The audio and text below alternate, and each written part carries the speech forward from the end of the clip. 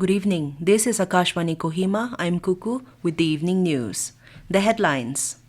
Prime Minister Narendra Modi receives 21-gun salute welcome upon reaching Jeddah. Vice President Jagdeep Dhankhar says elected representatives are ultimate masters of the Constitution. Today is Earth Day. Chief Minister Neiphiu Rio advocates use of renewable energy. And Nagaland business community calls indefinite voluntary shutdown over ULB nomination dispute. Now the news in detail. Prime Minister Narendra Modi today arrived at Jeddah on a 2-day official visit to the Kingdom of Saudi Arabia. He was welcomed with a 21-gun salute at the airport. As a special gesture, Prime Minister Modi's aircraft was escorted by F-15 fighter jets of the Royal Saudi Air Force upon entering Saudi airspace. In a social media post, Mr. Modi said this visit will strengthen the friendship between India and Saudi Arabia. He expressed eagerness to take part in the various programs today and tomorrow. The visit at the invitation of Crown Prince and Prime Minister Mohammed bin Salman marks Mr. Modi's third visit to the country and reflects the deepening strategic partnership between the two nations. Vice President Jagdeep Dhankhar has said that elected representatives are the ultimate masters in determining the content of the Constitution. Speaking at an event at Delhi University today, the Vice President emphasized that Parliament is supreme and it is as supreme as every individual in the country. He also said the Constitution does not envision any authority above the Parliament. Constitution is for the people and its repository of safeguarding it is that of elected representatives. They are the ultimate masters as to what constitutional content will be. There is no visualization in Constitution of any authority above Parliament. Parliament is supreme, and that being the situation, let me tell you, it is as supreme as every individual in the country. The Vice President added that people of India have chosen their representatives under the Constitution to reflect their expressions, their desire and their will, and they hold this representative accountable during elections. Today is Earth Day. The day is celebrated worldwide to demonstrate support for environmental protection. The first Earth Day celebrations were held in 1970 after the day was suggested at the UNESCO summit in 1969. The theme for this year is Our Power, Our Planet. Chief Minister Neiphiu Rio has extended greetings on Earth Day.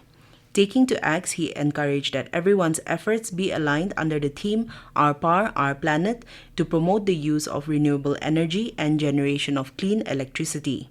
Mr. Rio also called for tapping into natural resources to pave the way for a more sustainable future for all.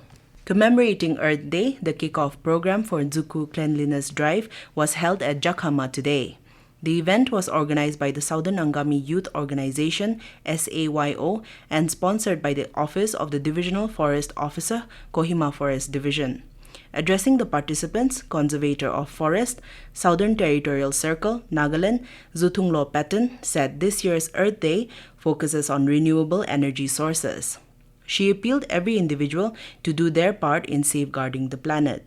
A number of volunteers, including from NSS of St. Joseph's College, Kohima, and youth organizations from 13 villages of Southern Angami area, participated in the Zuku Cleanliness Drive. This is Akashvani Kohima giving you the news. For quick news updates, follow us on our X handles AIR News Alerts and AIR_Kohima. You can also listen to this news bulletin on News on Air app and YouTube channel AIR News Kohima. Welcome back. You are listening to the evening news. The Confederation of Nagaland Chamber of Commerce and Industry, CNCCI, has called for an indefinite voluntary business shutdown from April 24th to protest the state government's alleged unfair treatment in the nomination of district CCI representatives to the district urban local bodies. The CNCCI said it had exhausted all available course for resolution, including an appeal to the Chief Minister and a press release warning of a democratic protest if justice was not delivered by April 20th. It said the decision is in accordance with the collective demand of the 9 aggrieved district CCIs. The shutdown will include banking institutions but exempts medical services, petrol pumps, and taxi services during its first phase. Further, vehicular movement, educational institutions, and government offices will remain unaffected. Emphasizing that participation in the shutdown is entirely voluntary, the CNCCI urged all district chambers to ensure that the protest remains peaceful. The second phase of the protest will be discussed on April 25th during the Executive Council meeting with all presidents of district CCIs. Union Public Service Commission UPSC has announced the final results of its Civil Services Exams 2024. The UPSC has recommended a total of 1,009 candidates for appointment, with 725 men and 284 women. The top 25 candidates comprise 11 women and 14 men, with the top 5 candidates comprising 3 women and 2 men. Shakti Dubey from Prayagraj, Uttar Pradesh, has secured the first position in the Civil Services Examination 2024. Margi Chirag Shah, who got 4th rank, shared on her aspirations. Education को improve करना और women empowerment जो सिर्फ financial ना हो पर social भी हो और सोशली फाइनेंशियली हेल्थ वाइज सारी तरह से विमेन एम्पावरमेंट हो, ये मेरा उद्देश्य रहेगा जब भी मुझे जैसी भी ड्यूटी मिलेगी फुलफिल करने के लिए. The Vatican has announced the plan for the Pope's funeral after the cardinals met today. Pope Francis' funeral has been set for Saturday in St. Peter's Square, and a viewing of his body will begin tomorrow in St. Peter's Basilica. Pope Francis passed away yesterday at his residence in the Vatican after suffering a stroke. Tributes have come in from around the world, remembering him as a liberal reformer. A slew of world leaders and foreign dignitaries are set to attend the funeral. Following his wishes, Pope Francis will be buried in a simple tomb marked only with his Latin name, Franciscus. U.S. Vice President J.D. Vance has said that the future of the century depends on the shared trade relations between India and the U.S. He said the U.S. and India have officially finalized the terms for trade talks, which prepares a roadmap between the two countries. The U.S. Vice President addressed the business summit at the Rajasthan International Center in Jaipur today.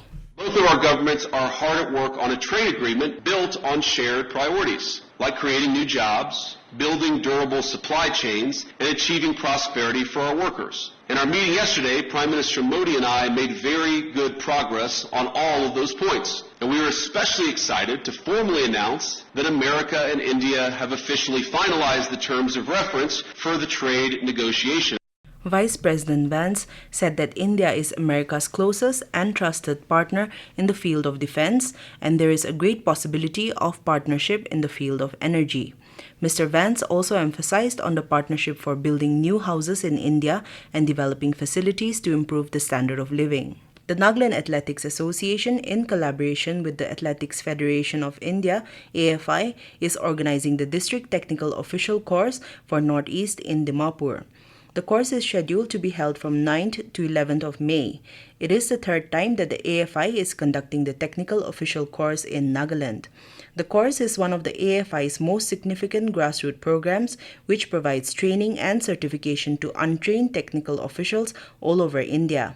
The course provides an opportunity to technical officials to improve the quality and standards of officiating during athletics competitions. The course is open to anyone who is interested in athletics. Interested participants can register through AFI website at www.indianathletics.in.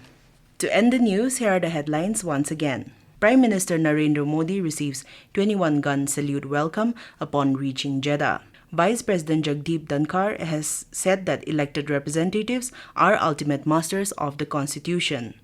Today is Earth Day. Chief Minister Neiphiu Rio advocates use of renewable energy. And Nagaland business community calls for indefinite voluntary shutdown over ULB nomination dispute. That is all we have in this evening news bulletin. We will be back tomorrow morning at 7:30 a.m. with the English news. Good night.